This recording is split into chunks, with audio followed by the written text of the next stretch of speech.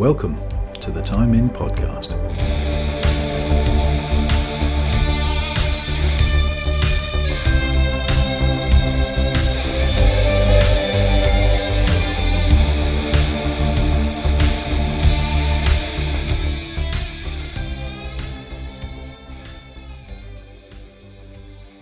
Hello and welcome to episode 33 of the Time In podcast. Once again, all three of us this week you're blessed with. How you doing, guys? All good.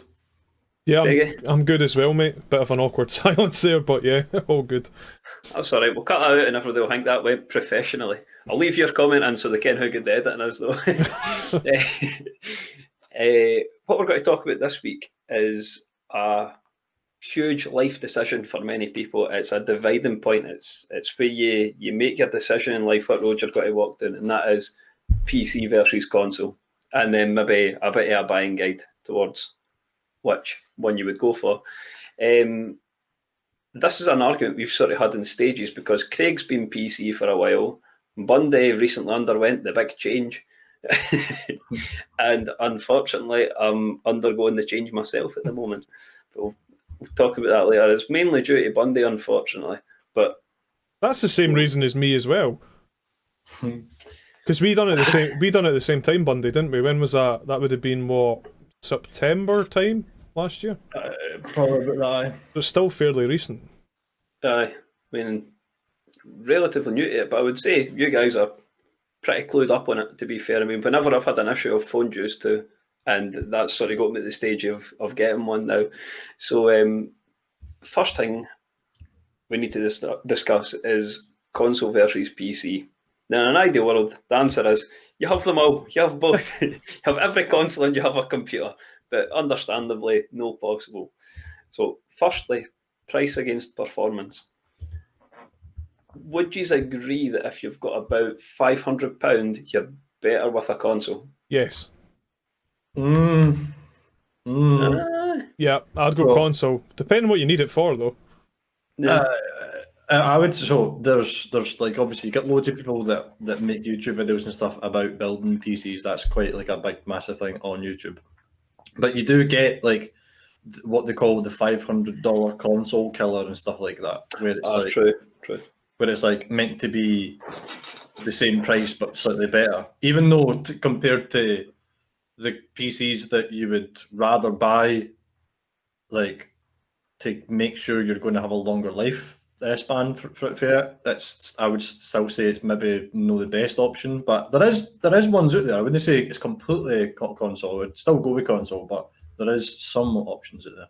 Yeah, definitely. I think what it partly comes down to as well is where do your friends play? You know, if all your friends are on Xbox, you're not going to go buy a PlayStation or a PC, unless it's a cross-play game like Warzone you mostly play or something. But although now with like on the PC now, if I wanted to, I can press the Windows key in G, and it will bring up my Xbox Live thing, and I can join parties and stuff. So that's very true. That's very true, actually. And then obviously the games like Warzone, Fortnite, Rocket League, all that kind of stuff, where they're like cross platform, I can play with my friends and stuff like that. So I think for certain games, definitely no the best, because it's not something that I would maybe jump into. So I'm not trying to think of a game actually. I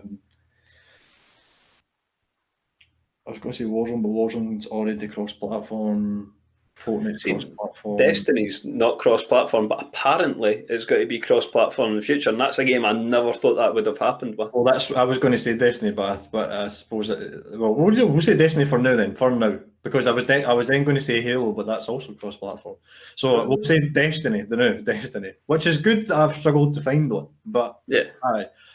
So like obviously we couldn't play Destiny, but I can still play Destiny and be in the party with you. Aye, true. Play with you at that point. Or for games like the Division and stuff, I don't think they're cross-platform. So maybe ones like that. But I think it's good that most games are going the way of cross-platform, because it means that all those console noobs out there can still be. Wow. Okay, right. We'll leave that one there. Craig, when you speak about PCs, one of your biggest arguments for them was the sort of additional benefit, if you like, the fact that it's good for other things. So I always put it down to like the argument of console versus PC. Console is for someone who just wants to chill out, sit and play games with mates, nothing else. They might want to stream a little bit at a basic level, is probably fair to say. If that's all you want to do, I 100% support console gaming. I was a console gamer up until the end of last year. So that's what, 29 years? I thought it was before that. Like, you had a PC No, you maybe just prioritised console. I had a PC, but it was always for minor stuff. It was never to a high spec. Like, do you know what I mean? I never played games at high spec. But what my argument would be now is that, excuse me, is that obviously we started the podcast and that kind of drew me more to go down the PC route because I was using a laptop at the time and I thought, do you know what, I'm going to make the step up. And it gives me the ability now that I can play games to a higher quality. I can do things that I can't do on a console, whether it be video editing, sound editing, work, for example.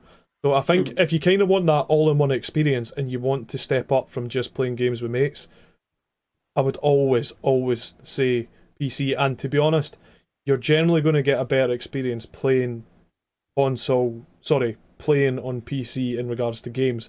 But that's only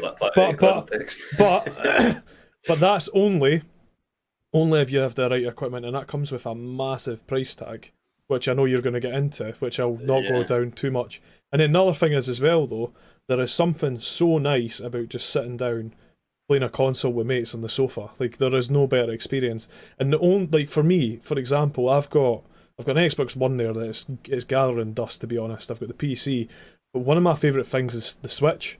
I've got the Switch, and it's because of the utility of it and how flexible it is. Like, you want to just sit in your arse and play it, or if you want to plug it into the telly, or if you want to lie in bed. I really like that sort of idea, which is something obviously you massively step away when you go to PC. But that would be my argument for both. If you want the basics, go to console. It'll save you money. Yeah. If you want to do more, if you want to go down the streamer sort of route, or use it more for work or play with footage, etc., it has to be PC.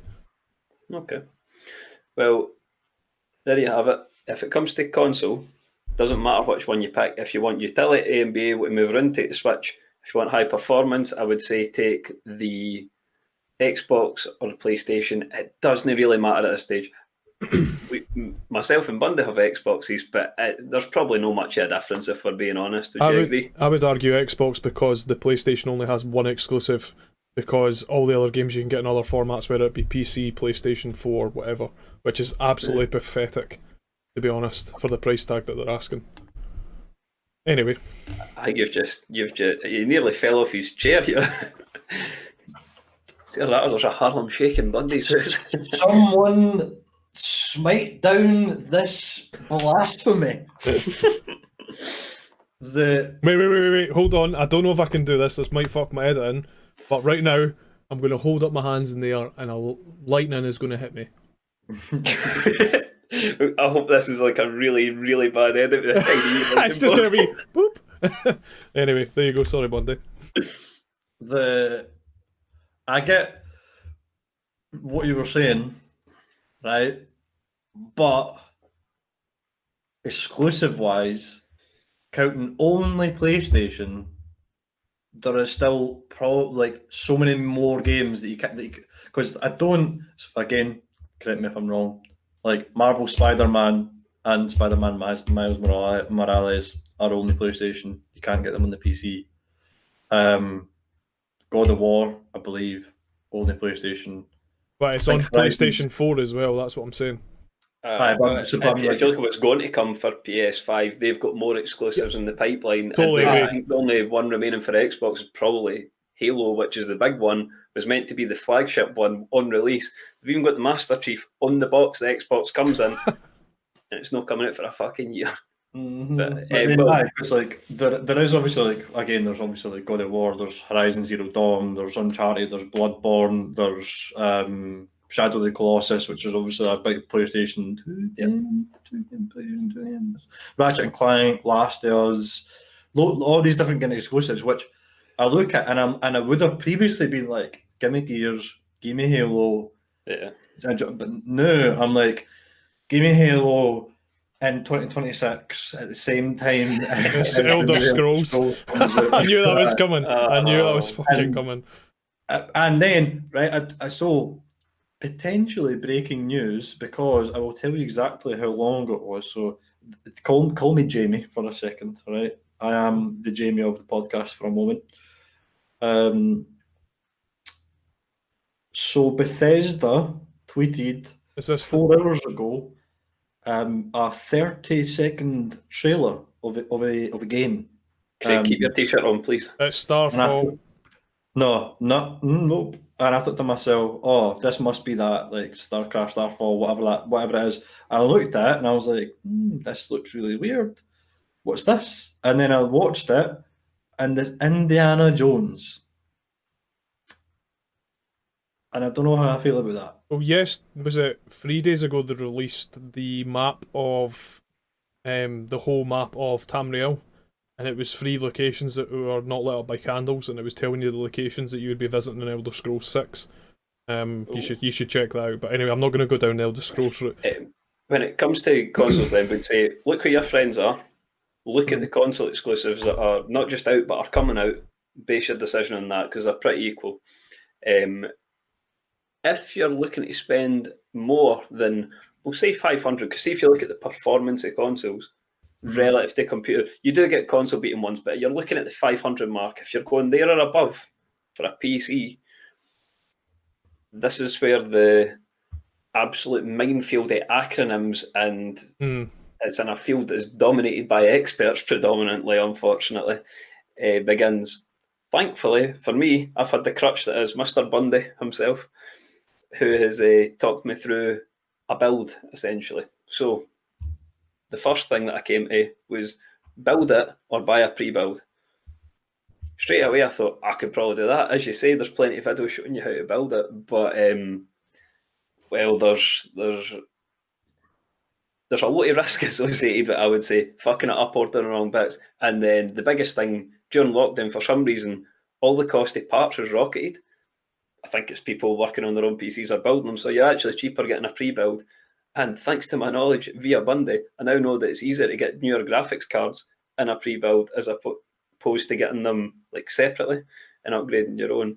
So when it comes to pre-builds, that's probably the best option. It's what all 3 of us have went with. We'd recommend 3 companies you should go to. There's been a bad experience with a certain supplier. I don't know if you want to name them. Why am I reliving this? It sounds, well, in fact, we'll just say that it's an Indian staple dish. And then it rhymes with Murray's. Police constable.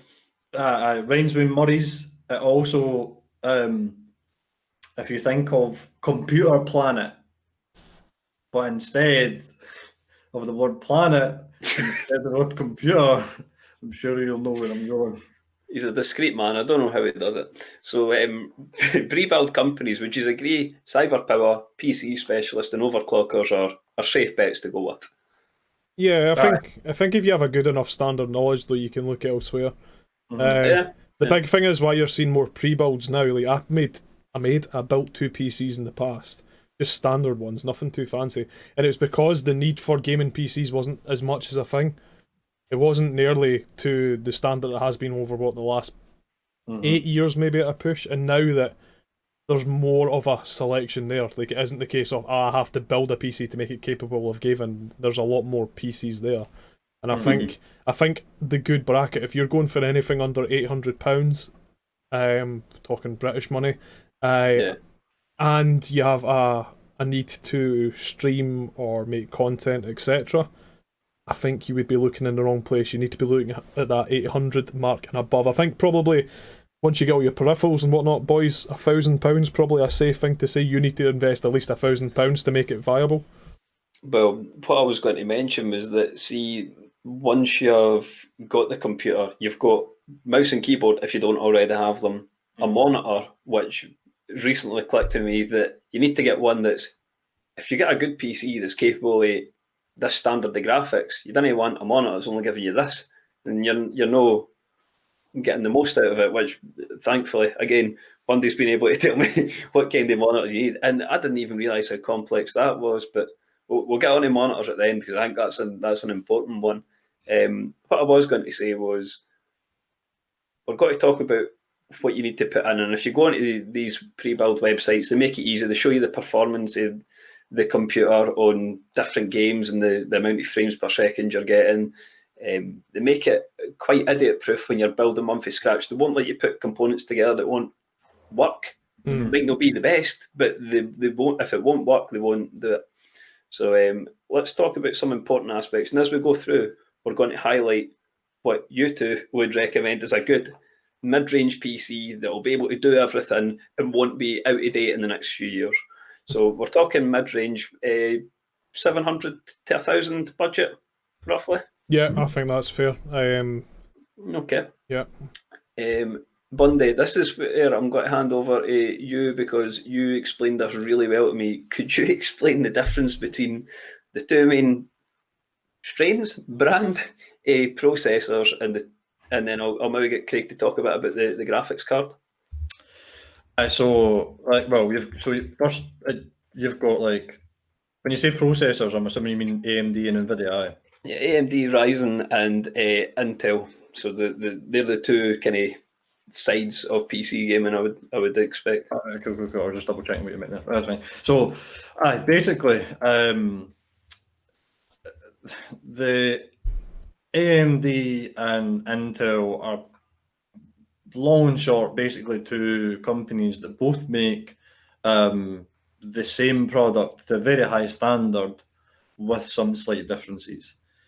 Realistically, it's not going to be too much of a difference if you go with Intel or AMD, but 9 out of 10 times you'll find that Intel's top CPUs and all that kind of stuff will kind of cost more than AMD, like an AMD counterparts. Mm-hmm. I think that they're often a bit faster as well, and I think that's why there's always going to be an Intel versus AMD, because in some circumstances AMD might be better, in some circumstances Intel might be better. Yeah. I think it's quite hard because there is literally like a religious following for both. I didn't realise it was such a big divide, to be honest. It's quite serious. It's weird because when you look at the top 1% and their PCs, right, 9 out of 10 times you're going to see Intel in there. Yeah. Because it's just, in my opinion, a better overall product. But if you can maybe eke a few more FPS from an Intel than you would from an AMD. Just loads of stuff, and then but at the same time, like a lot of people, like for example, like if you go on like PC Mag or PC Gamer and all that kind of stuff and to read articles, a lot of them will say that when they done no interviews, but like when they questioned like the public, AMD came out better in terms of what would someone buy. But I think that when you look at something like that, that's probably because if you compare the cost of a Ryzen 7, it can be anywhere for like $400 up to like $450, whereas like an i7 would maybe be like $370 and stuff, which is good because that means that the Intel's coming out slightly less. But with AMD, you've got more kind of like freedom of what you can do with that. So that's why a lot of people who like to overclock and stuff like that tend to go with AMD. For the dummies among us, would you be able to explain overclocking? So overclocking is basically when you've got a PC, your PC can basically do, say, it can go from 0 to 100. Like if you overclock a PC, you're basically then taking that computer and making it go to 110, 120. And a lot of the things is the reason overclocking is a thing is because the PC will be capable of that. It's just that the parameters in which the company would have it used for the peak performance would be obviously from 0 to 100. So overclocking technically will take those parameters and enhance them, but a lot that it can be quite a lot in terms of learning how to overclock your PC safely, because if not, you can genuinely fuck your PC. And that's why companies like Overclockers, which is a UK-based company, and will like give you the option of them overclocking it for you and then sending it to you, because that's kind of like an option because it's a lot safer. Whereas if you gave me a PC and were like overclock it, I'd be like, brick. So I think there's just It's kind of like remapping a car in a way, isn't it? It's like it's almost the same thing, but in PC terms. And I think because when you look at the performance, right, that's why the majority of the time you're going to see a pattern between AMD and Intel. AMD will be a higher level of performance on these charts, 100%, and then you'll get the Intel, which will come still very, very high up. Maybe I'm talking like 4 or 5 down, and it'll be a cluster of Intel different like kind of stats basically, and then it will go AMD below it. The main reason that is because, as I say, AMD able to be overclocked, able to do A, B, or C, whereas Intel are kind of what I picture as a good broadband provider. Instead of being like up to 200, you're going to get 10. They're going to be like up to 100, you're going to get 100. Do you know what I mean? Yeah, it's just what you pay for is what you get with them. Yeah. It's as it is. Now, I'm aware that while you've got this split in processors between AMD and Intel, you've got a similar split in the graphics card. So, Craig, could you tell us what the graphics card is, what it does, and maybe explain how there's almost 2 sides to that? And I believe one works better with Intel and one works better with AMD. I can give some insight. Bundy will be able to give much more technical insight than me. Like I said, I'm going to give a much more simple insight. And a lot of people make the mistake of thinking, I've got a standard PC. If I go and buy a good graphics card, then I'm going to be able to run games at certain frames per second. The most important thing that I would say, Bundy, please jump in if you think I'm wrong, is that if you get a good graphics card, the most important thing about it is that you have a good processor behind the back of that. They need to work hand in hand. So Bundy and I, when we first started, we looked at how many cores we're looking at within our PC as an example, and we pretty much worked out anything under an i5 would be impossible with the sort of graphics and games that we wanted to run. So I think obviously you get all different grades on graphics cards themselves. For me, I know Bundy and I spoke about this before we went live. What would you say, Bundy's probably the minimum level you want to go for sort of standard gaming? Oh, I forgot to say processor. If you're talking processor first, what you looking for?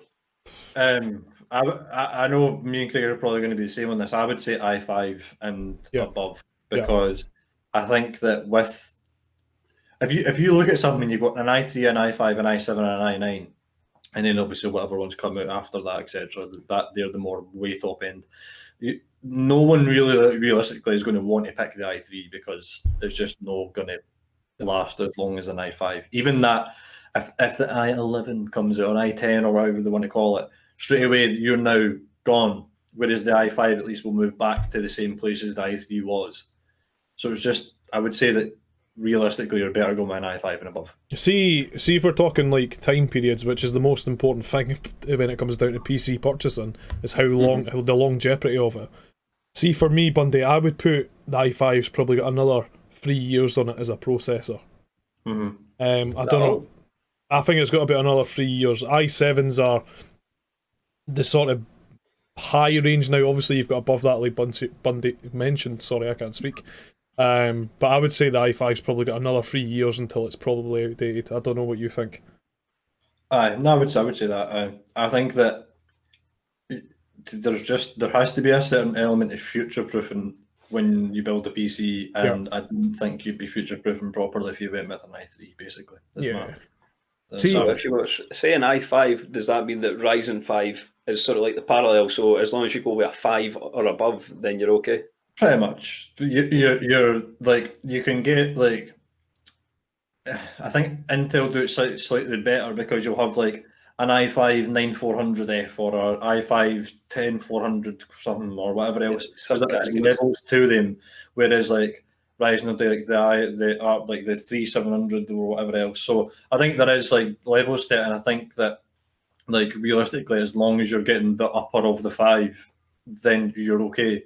Yeah. But preferably you would obviously you'd want to go with an i7 or a whatever else. But aye.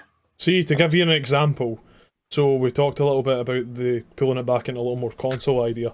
The PlayStation 5 and the new Xbox, that is at the level of what most gaming PCs were at about between 3 and 5 years ago.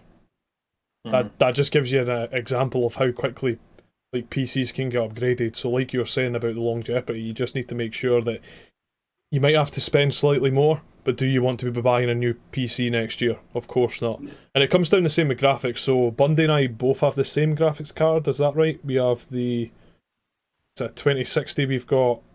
2060 Super, I believe. Yeah, that's the one. We touched on this before. You could probably downgrade from that slightly, if you wanted to, and it would still last you probably about a similar sort of period. But I would advise, like the 2060's been amazing for me. I don't know about you, Bundy. If you want to give an example, maybe some games you've ran on it, because I know you've done probably more PC gaming than me. To be honest, I've used it more for sort of software and editing.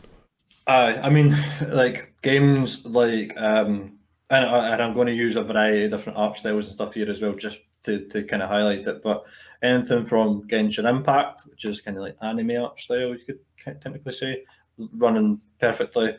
Games like even like Phasmophobia and Among Us and stuff like that, you'll get the best you can possibly get out of them.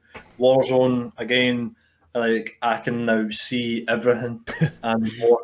Whereas, like, if because that's the thing, because I have not just an Xbox One, but an Xbox Series X, the new one, and I have the PC, I basically can go from one to the other and still notice the PC is better. So that tells you, yeah, it's definitely going to be a lot better. And then even games like The Forest and Raft and stuff like that, where not only are they better like looks wise, but even the fact that they have certain things on PC that they don't have on Xbox, which is good. And just in general, I would say that anytime I boot up a game on PC, I'm much more happy with how it looks compared to the Xbox. And I think the thing that is tough is how to explain that to someone, and that's why it's difficult to explain. So when, for example, when Ewan came down and seen Destiny 2, and the monitor I have now, so this is a premise or whatever you call it. This is a disclosure. The monitor I have just now is not going to be my primary gaming monitor. I just bought what I could at the time, and that's so. But I've got just a normal 1080 monitor. Same as me, I think. Aye, so when I go with the 1080 monitor, obviously that's not going as high as obviously I could use my PC to. So when I get my 144 Hz 1440 monitor, it'll look even better. But even at this stage, already it looks a lot better than what it did on console. So if we talk about the two types of graphics cards, so you have got the NVIDIA, basically GeForce, would you say? GeForce X, yeah. And the other side, you've got RTX, which is like Radeon, that's the AMD side. So there's not a good numbering system either of them, I would say, personally. So if you're talking about the GeForce, which is more the Intel side, if you talk about the 1660i, I believe the one at the start refers to it being first generation.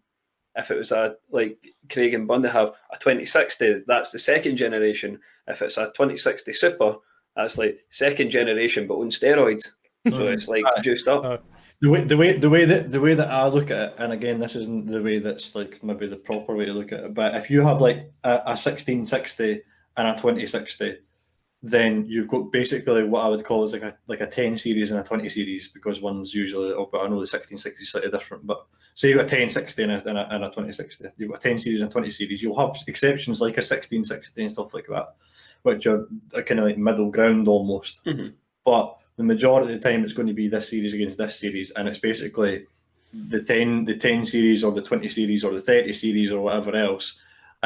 You're going to want to go up that series, and then whilst you're in that series of 10, 20 or 30, you're going to get like a 2060, 2070, 2080, a 1060, 1070, 1080, a 3070, 3080, 3090, blah blah, all that kind of stuff. I think when you look at them, obviously you've got Nvidia and Radeon, and I would argue till I'm blue in the face that Nvidia absolutely blows Radeon out the water. I would agree. Mainly because so this is going back to a wee while ago when I was first looking at PCs and stuff, because I can only go by what I'm the most up to scratch on. So when they had, obviously, for example, the 2070 Super, right? So the 2070 Super, really, really good graphics card. And AMD had the Radeon RX 5700 XT, and that wasn't performing as good as the 2070 Super. At that point, NVIDIA had the 3090, which is basically an 8K graphics gaming card. So, like, we don't really even have the technology for that, technically, because it's so niche. Like, you would need to buy an 8K monitor, an 8K graphics card, which is literally so expensive in itself. You would need to have, like, the best of the best. You'd need to have as much SSD, as much RAM, as much fucking hard disk drive, as much everything that you could possibly want in order to run that. And that is going to set you back a bomb. Could you imagine? Could you imagine if, like, I got that and I would play Minecraft on it? That's what I mean. That's what I was going to say, because that was literally my next thing, and it's good that you said that, because if you're the top 1% of, like, an esports, or if you're something like that, or if you're just fucking loaded, great, go for it. But if you are like someone like Craig has just said, who's going to enjoy playing Minecraft and some other, like, more basic in terms of graphics wise games, there is no point whatsoever. Not a single point in hell. So if we're talking middle of the range, you guys were saying around the 5th generation of processor, so say Intel Ryzen 5, when you're talking about graphics card, anywhere in the 2nd generation is probably looking good if we're sticking to that mid-range budget. Yeah. So maybe say about the 20 series, somewhere in the 20 series. Do you know what would be a really good thing to do? What I'm going to do is, if you look above me at the moment, this is my PC, this is my sort of standard, and this is a good standard PC. And then Bundy, if you just want to point up above you, this is Bundy's PC, which is the HPO one, which is a slight improvement one, which is a really, really good standard PC. If you want to check any of them out as an example, that's a good place to start. Also, if you want to get your balls out and say, I'm fucking daddy, you can check out Ewan's, which isn't here yet. Wait. Beast. Ewan, you need to speak to switch the cameras because we're on Hangouts. But oh, sorry, I just realised that we're on Hangouts. My computer's up here somewhere. You need to be praying. It's not here yet. Well, I'm clenching every day looking at my email. One surefire market quality is that Bundy pretty much designed this thing from scratch. The only thing he didn't design was the case, which is a drop-down menu for me. It might be good. I can maybe do a bit of an unboxing with it when it comes. Yeah, see how that goes. Great.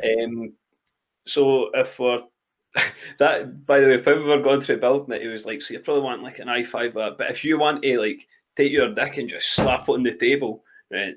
i7, but it was that thing. So if you are going to go maybe like a step up or a step down, there is a link between the processor and the graphics card, meaning that they do need to almost be in line. One other thing is that, see, if you change either of these two things, this is what I realised, all the other components sort of tie into these, and so they might need uprated or downrated, and that has a huge impact on price as you go down. It's because if you have, so this is the thing, right? And this is where I honestly think some people are fucking crazy, right? If you are sitting there and you have 16 gig of RAM, you have 512 gigabytes SSD, and you have a terabyte HDD, that's cool. If you stick a 3090 in there, you're a fucking idiot. All right, that's it. You're stupid. Right, because like realistically, it cannot perform to the level that it should, and you will not get. And if you're sitting there with a 3090 and all those things with a 1080p monitor, fuck off even more, right? Because you're wasting. You could have bought a PC for your setup and still had everything else with a different graphics card and upgraded everything, and probably bought your food shopping for the next 4 months and saved money if you had just went with a different graphics card. See what you're saying, Bundy. Like, I'm not an expert. I know slightly more than you, and Bundy knows far much more than me. He's really into it, and you kind of, the whole thing of owning like a good PC rig is that you need to learn it. You kind of do. You need to understand how it works, and everybody goes on about, Bill moaning will save money. Realistically, you don't save much, and the big problem is, so talking in Ewan's terms, right? Look at it as a car. I've got a V6 twin turbo petrol engine. I'm away to put in my fucking mum's Nissan Sunny. That's a 1980 reg car, right? Do you know what I mean? Like a wee sleeper car. No. Do you know what I mean? Like, yeah. Bundy's just hit the nail on the head. All the components need to work together hand in hand. It needs to be like a well-oiled machine. And there's all these people, like the example that he just gave, like, I'll go, I need this, and then I'm going to have this, and I'm going to have this, but they don't actually see how that works hand in hand. So somebody might say, I've got a really good graphics card, and you go, brilliant, I'm going to get that one. And then somebody's going to say, I've got a really good whatever it may be. So say we're talking memory, you've got fucking memory that's not nearly enough to the crazy graphic cards you've bought. It needs to all be a package. So if you're listening and you're thinking about getting your first PC, because I was actually speaking to Alex this week, he's considering getting his first one. I would always advise get a pre-build at the moment, because pre-builds are to that quality now. They weren't a few years ago. There's good quality ones out there, like the examples that we gave. So you brought up a good point there, Bundy. One last thing to explain before we move on to peripherals in a way. Could you quickly explain the difference between HD, which is hard drive, and SSD, which is solid state drive? It's basically your memory, and there's a big difference between them, which I didn't really realise the importance of. So basically, the thing that you're going to want to look at, right? So, and this is technically might be a wee bit easier to explain now that PlayStation and Xbox have kind of started doing it. Whereas, if you take SSD, that is going to be something that I would put like your kind of like main game on or something like that, for example, right? Because an SSD performs the same basic function as a hard drive, but the data is stored basically on like flash memory chips and that kind of stuff. This is going to get a bit more technical just to explain, but and those retain the data even when they don't get any power from the actual system itself. So they work slightly different than what you would usually think, right? You're also usually more expensive and all that kind of stuff as well because of that. They're also usually a lot smaller than your typical HDD. You could have like say for example like an HDD of this size with this, an SSD with this. It was crazy. For the audio listeners out there, that was me going maybe like an inch to 2 inches tall and an inch wide, and then for an SSD and for an HDD that was like 3.5 inches tall to 2.5 inches wide for an HDD. So that was just an example. Anyway, I'm glad you brought that up, because it's only taking us almost 40 minutes to say this is on video as well now. So when we're pretending to point near and show you things, we can't magically do it through audio. So check That's YouTube. a good point. Didn't think of that. There will be. You could link it in the description to the PCs if you want. Yeah. The audio listeners, they know. If you're an audio, because I'm an audio listener as well for a lot of podcasts, and I understand, like, it's built me an image and like an imagery in my head where someone will be like, and then there's this, and my mind just goes, and then they go back to, I'm like, hey, because so that's essentially like your SSD, and your SSD is going to be a lot quicker because it stores that memory and all that kind of stuff in a different way. Whereas when HDD, it's going to be just your normal, doesn't store it when it doesn't receive power, just kind of sits there and does not too much, just stores it. That's pretty much it. It's literally is like a floppy disk almost, but more advanced. Whereas an SSD is a lot more advanced than an HDD. Floppy disk, man, mind the name. But that's why, like, when you, like, if you're like a really heavy downloader and you're like a really big like multimedia user and stuff like that, you can use up a lot of space, which you're going to be better for like a hard disk drive HDD.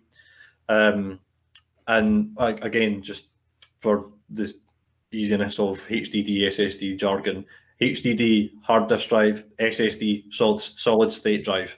So HDDs are more for like just general kind of users in terms of, loads of people that are going to be downloading loads of stuff or multimedia and stuff like that. Whereas SSD are probably what I would say is if you want like the kind of speed demons, if you want it done Speed demons. quicker, literally, because it's so quick. I would say if you are like into your kind of like graphic arts or like engineering and stuff like that, you'll need a hard drive, but at the same time the SSD could also help you. Audio engineers, musicians as well, an SSD is going to be a lot kind of better for certain things as well. And I think that like SSDs are just at the point of they will get better and better to a point where all you're going to use an HDD for is literally just the excess storage, pretty much, because they're a lot cheaper. If SSDs ever get to a point where they are going to be just as cheap as an HDD is just now, then amazing, because it's very unclear if it's going to completely replace them, but it is definitely going to be easily the kind of the one to go for if you're going to be going for one. I was going to say that almost looks like SSD's going to make HDs obsolete in the not so distant future. So when it comes to peripherals, now you've kind of got a decent. Oh, sorry, mid-range build. If we're talking SSD, what kind of size are we talking? 512, I would say. 512. 512. I'd go with that as well. Yeah, that's a good shout. And because they're quite cheap, hard drive, would you say about a terabyte? Yep. Yeah. Terabyte. Yep. Safe. Okay. So also, I don't know if you guys will have just got the message that I put on Hangouts, right? But when I was saying that, like, if you want to put your balls out, right? I just wanted to because I actually meant to send this to you the other day, and I totally forgot about it. But that is a link to a PC that is literally the most balls out PC I think I've ever seen, and it looks it as well. So I don't know. Well, what I can actually do is, Bundy, for Yes. anyone watching on YouTube. we can have them listed like that. We can have Holy Bundy's, mother of Ewan's, Christ! Craig's, and then if you've got a super banger, this is the one you buy. So anyone Price, watching, wait, I guess the price because I've not seen it yet. About what are we talking? $3,000. No. no, nowhere near, Higher mate. or what? Nowhere near. 8? £6,799.99. It looks like a transformer. Like, Yep. what I'll do is for anyone who can't see, obviously this is a smaller scale. I'll pop the actual computer above that Bundy's shown us as well. What's it called? What is that? This is the Chill Blast Fusion Conqueror Ultimate Game PC. What? And basically, so this one is like meant to get like the most performance ever. If you finance it, it will cost the same as what I'm paying for a mortgage over over 24 months. It has an AMD Ryzen Threadripper 3970X, a 64 gig of DDR4 RAM at 3600 MHz, which is insane. It has a RTX 3090 24 gig, which again is the 8K kind of bad boy that you mentioned earlier. It has 2 terabytes of M.2 Generation 4 SSD, which again, to not unjargon, that means I'm a fucking badass. It has 4 terabytes of normal SSD because a hard disk drive ain't going in this bitch, right? So not only do you have M.2 SSD, you also, instead of having a hard disk drive, you have SSD. And it honestly wouldn't surprise me if it fucked a hard disk drive in there as well. It looks like it's been in a Terminator film, or it's going to take over a planet as well. Has anybody else got a chubby? Yes. Is it just me? And as I said, right, this thing is £6,799.99 and doesn't come with a mouse, keyboard, monitor, or anything like that. So when you put all of those peripherals together, enjoy your 10 grand PC setup, my man. 10 grand, I was saying more. I was saying 12. If anybody's got far too much money out there, you're welcome. We've sorted you out. You're kitted out. The cool thing is, right, there's that, honestly, is probably one of the coolest looking PCs you will ever see, because it Aye. honestly looks like a futuristic motorbike slash. It looks like the head of like an automated robot drone. It looks like a Terminator. It's just cool as shit. Like, I like seeing a PC that's a bit of a different casing. So for all I think the brand Alienware is overpriced for what it actually is and the performance it gives, you have to admit the cases are pretty cool. All their stuff styled pretty cool. Oh, it looks phenomenal. It looks like a sort of fan, the fans that you get with the turbines. It's like the blades in them. moving back to peripherals, because I love how we've talked about a good standard PC, and then Bundy's pulled up that absolute demon. Well, you need to talk about I think it's brilliant. Aye. I was going to say peripherals, and if you're going from the aesthetic, look what Razer's done. Yeah. Razer's absolutely smashed it. One of the older companies as well now, because there's that many. Razers are still going strong, and their equipment's quality, and I own none of it. But Razer, if you want to send me any, yeah, give us a shout. Before we jump onto peripherals, one last thing to complete the build, Bundy. If we're talking about RAM, how much are you looking for a mid-tier build? I would say 16. Yeah, 16 gigabyte. Okay. There you go. We looked If at that quite anyone's a lot. looking for a mid-range build that's about 700 to a grand, talking i5 processor, any graphics card from the 20 series, we said 512 gigabyte SSD, 1 terabyte hard drive, and 16 gigabytes of RAM. So as Craig was saying there, it's one thing to look at a computer, but peripherals can easily shoot up the cost of build. Most people have a monitor or a TV kicking about, and you can plug them in. But mouse and keyboard. So Bundy, you got a. Can you hold up your mouse for everybody? You can show us. Describe Bundy, because the cameras need to switch. There we go. So basically, let me just make sure that this is It's like a bat.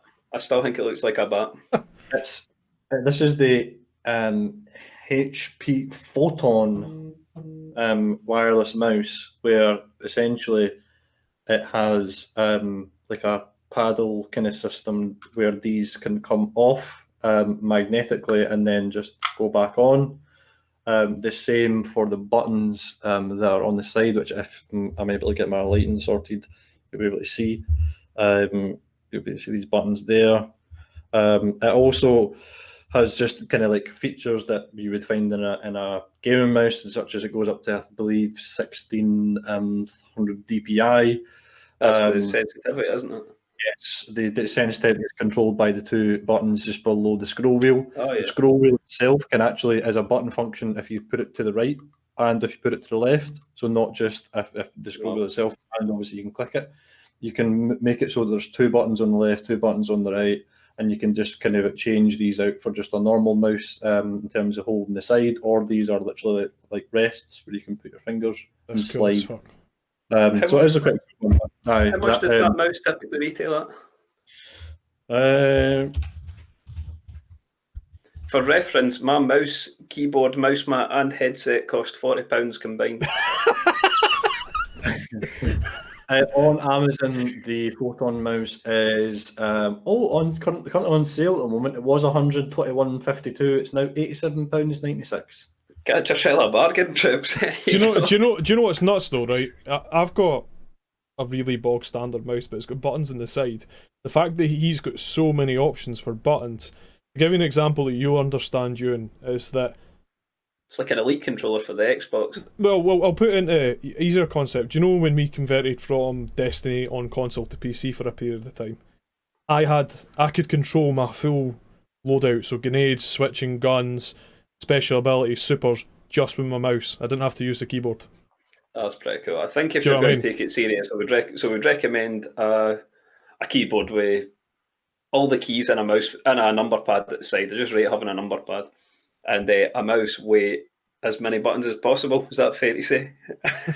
Pretty much, man. As long as it's not one of the ones that's just a bit too congested. But if that's your Can't thing, put your hand on it without hitting a button. Sorry.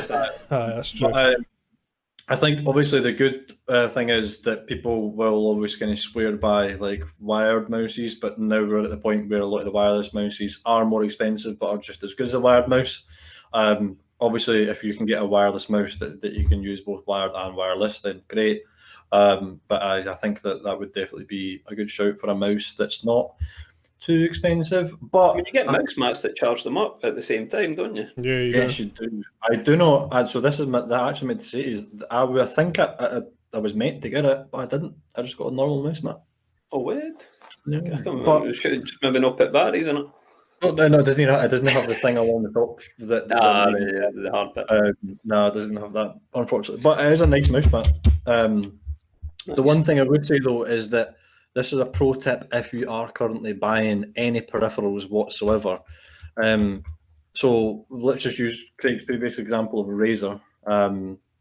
So if you are going to be buying, like I would say, like a Razer mouse mat or a Razer mouse and stuff like that, they can be very expensive. They are very good, but they can be expensive. If you look at something like the Death Adder or something like that, then again, like these mouse are the same that's used by a lot of these kind of like top tier streamers and stuff. It's maybe like between 100 and 130 quid. If you can try and find someone sponsored by Razer and see if they have a discount code, or That goes for every PC peripheral brand. Exactly, yeah. So if you can find something like that, amazing, because a lot of these big streamers will have certain streams where they have a discount code or a better kind of offer and stuff like that, whether it be mouse mats, mouses, anything. Try and see, because that's obviously like what the whole point of the sponsorships are. So I mean, you get ones that are sponsored by like PC specialists. So even looking for computers, it's worth it. Is go out there, look out. Say you wanted a Razer thing or a SteelSeries thing, just Google SteelSeries partners or affiliates, and you'll find them. We'll just think of the example. That's a pro tip, actually. What about the example? So Tom Syndicate is still one of the UK's biggest streamers / YouTubers. His main sponsors is Razer and Scuff, just as an example. So it just shows you. Benny Central is Turtle Beach, and is it Rocat? Rocat? I don't know however you pronounce it, but PC kind of stuff. You mentioned it earlier, Bundy. Monitors. So I believe there's 3 main parameters. 4. You've got the size of the screen in inches. You've got the refresh rate, the resolution, and I can't remember what it was. I'm guessing frequency because it's measured in hertz. No, so that like that hertz, so that your 144 hertz is like kind of like so it is a frequency, but it's also related like to the majority of the time. It's going to be related to all of the things you've said. Like all of those should be working in tandem with each other. Yeah. So if you have, let's go mid range again. If we're talking mid range, you want one that does 1080 for the resolution. Anything between 23 inches and 27 inches. Size does not matter. Keep telling yourself, Craig. Size really doesn't matter when it comes to monitors, trust me. Depends how close you sit to it, to be honest. Really doesn't. As big a monitor as you can get without having to turn your head when you're sitting at it, I think is a good general rule. Yeah, obviously, it also depends on your setup and stuff, because if you can only fit 2 23.8-inch monitors, then go for 2 23.8-inch monitors. If you can fit like a fucking a 54-inch ultra wide and that you like that, that's insane, isn't it? They're wild. They just kind of curve around you. But to give an example, and I talk about this quite a lot, certainly Bundy and I spoke about this quite a lot as well, is that a lot of people are buying PCs now, not only to play games but to stream, etc., because how not easy it is to do, but how accessible it is. And one of the biggest things that I would recommend, this is just my preference, but if that's why you're doing it, go for 2 monitors rather than one big one. Trust me, you will want 2 monitors. One, for example, when you're streaming, that you have your stream on one side, and then obviously your game or footage on the other. Same again if you're recording a YouTube video, or if you're recording a podcast is a good example. You always want to have 2 monitors. Like the example that we've done, even with this episode, I've got the guys on a call here that we're all recording, but I can also, because I have the recording set up on the other screen, the example that Bundy gave of the high quality PC, I'm then able to bring that up and show you that feed live. So it just shows you always, if you're going down that route, I'd always recommend 2 monitors anyway. Even if you get a good one for like most of the playing on it, and then a cheap side one, you can still get 2. It doesn't have to be the same. Don't even need to be 2 the same size. You can technically also. This is like, again, if you're that guy who's going to go and buy that £6,800 PC, what to do, my man? Right, is go and get 2 of the best fucking monitors you can, and then go and get a horizontal monitor, a vertical monitor as well, and have that like standing there as well, and just have like your bank basically on there completely current account. Literally. But so because there is obviously like benefits to it, so that's why some people, depending on their kind of setup and stuff, they might have 1 monitor, 2 monitors, 3 monitors. There may be like 1 monitor that's like their gaming monitor, and it could be a horizontal monitor as a second. It could be 2 kind of standard monitors, whatever. So whatever kind of setup suits you monitor wise, I'd definitely say go for it.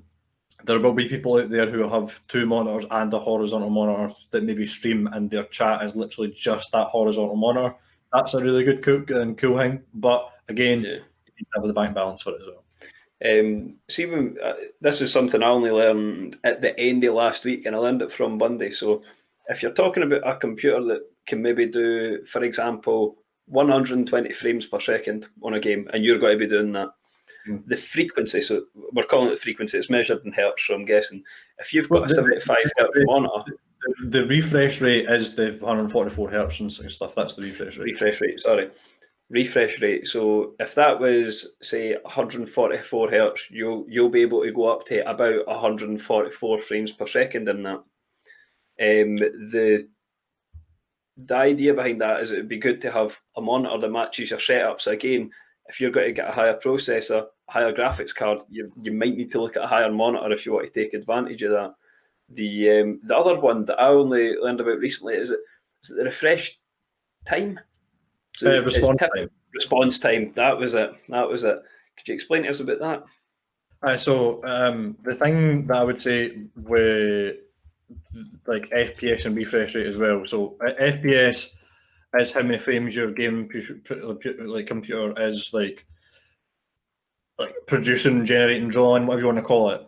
Well, the refresh rate is how many times the monitor's refreshing the image that's on the screen. So how many times it's going like you can't obviously eyes can't see it, but it's going like boom, boom, boom, boom, boom, boom, boom, boom.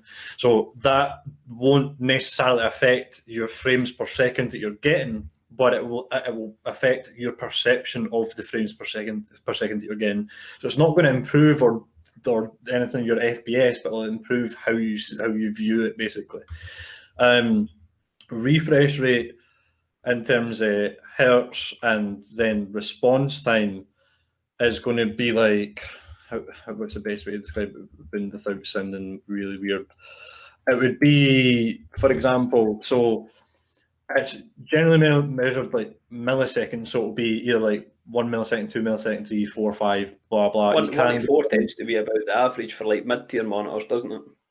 And it's like if you were to take a 16 millisecond response time, that would technically translate to a theoretical like 60 hertz maximum refresh rate, because it's like 1 second over 60 is equals 16.6 milliseconds. So that's kind of how the math works for it.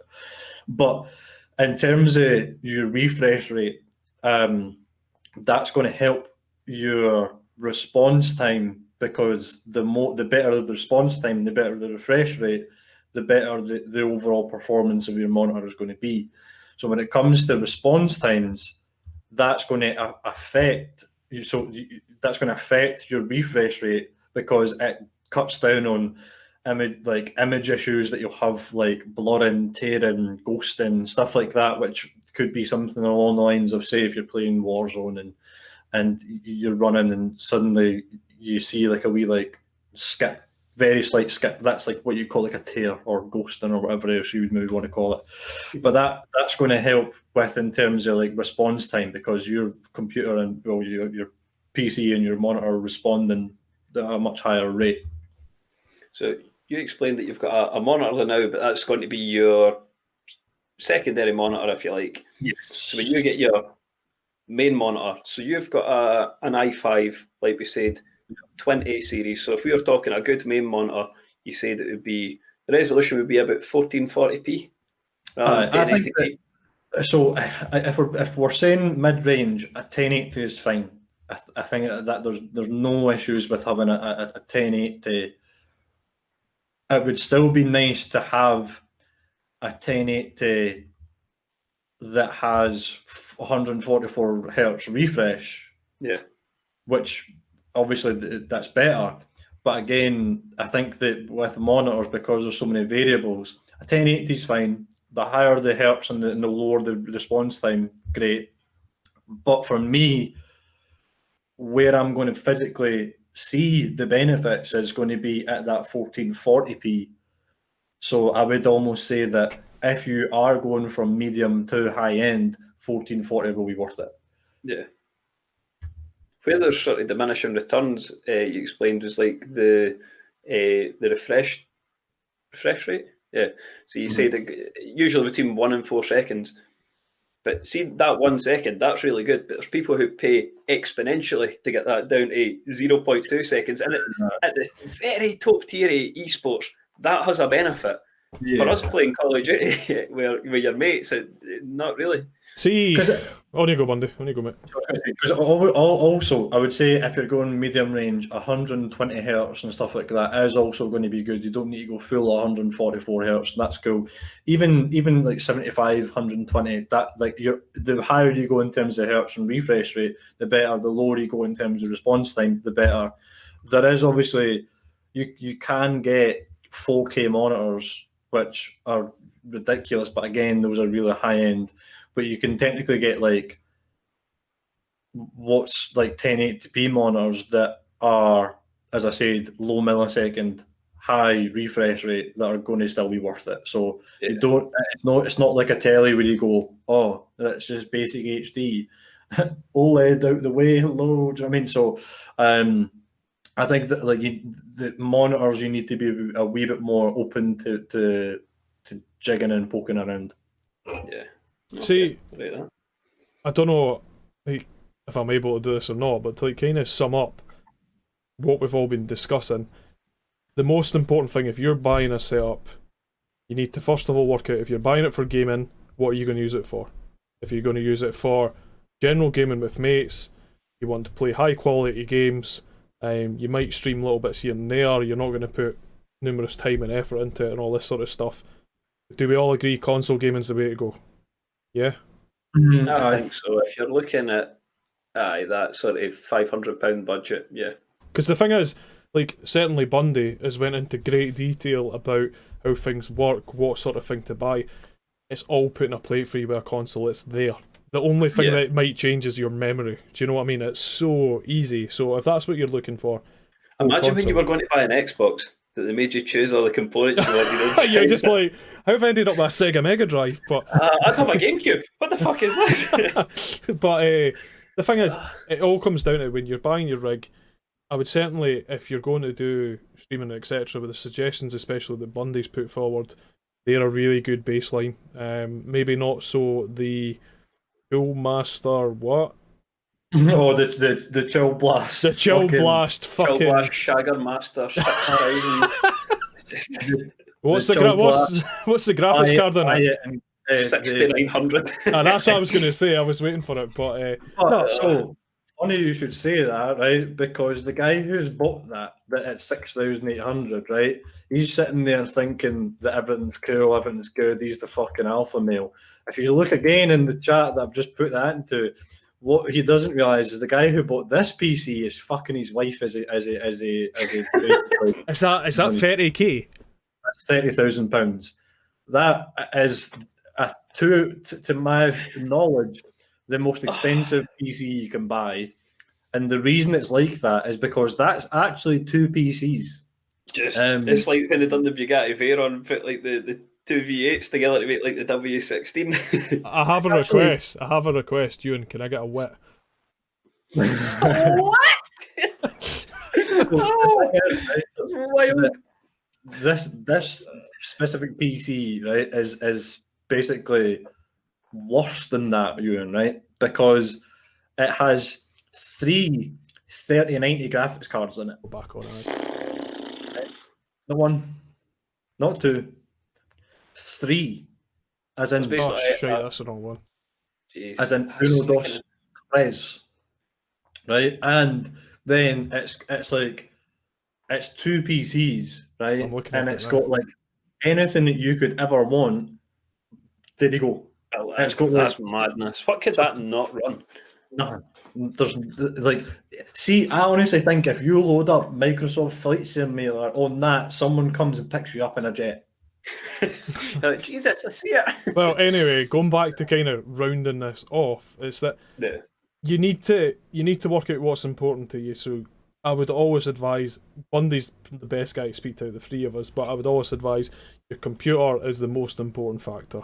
You need to make, if you're going to spend money, spend it on that. If you're focusing on doing gaming content, etc., it has to be that and monitors. Would we agree? Yeah. Yeah. Yeah. Keyboard and mouse, as much as they're great, they're not a necessity. You can plug a controller in. Yeah, when it comes down to headphones and stuff, again, it depends what you're really doing. For example, with us, when we first started getting set up, the first thing I invested money into was a really good microphone because we're doing podcasting. Do you know what I mean? Mm-hmm. It all comes down to what is it you're looking for. People are always going to have a different opinion, which is fine, but you need to work out what's best for you and make sure where you're going to invest the money again is in your standard sort of PC side of things, the actual computer itself. I'll give a quick review of something. If you fall into the niche where you play Xbox and you play PC, I've not updated my headset since I had an Xbox 360, and I got one recently. SteelSeries Arctis 9X. Wow. You can have it connected to the Xbox and your computer at the same time. So you could be on Discord but still have game volume from your Xbox come through the headset because it goes to the Xbox using the Xbox connection you would use with your controller and Bluetooth to the computer. It's not as clear on the computer, but you can get an adapter that plugs into your computer and then it's just like connecting to the Xbox. So cracking headset. Mad. Batteries are alright on it. I think we'll round that up there. Quite happy with that, guys. Yeah, I was only going to touch on one thing that's really quick. Big shout out to Sam, who done our new song. It was actually available in our last episode. We weren't sure if it would be ready in time. It's fucking amazing in my opinion.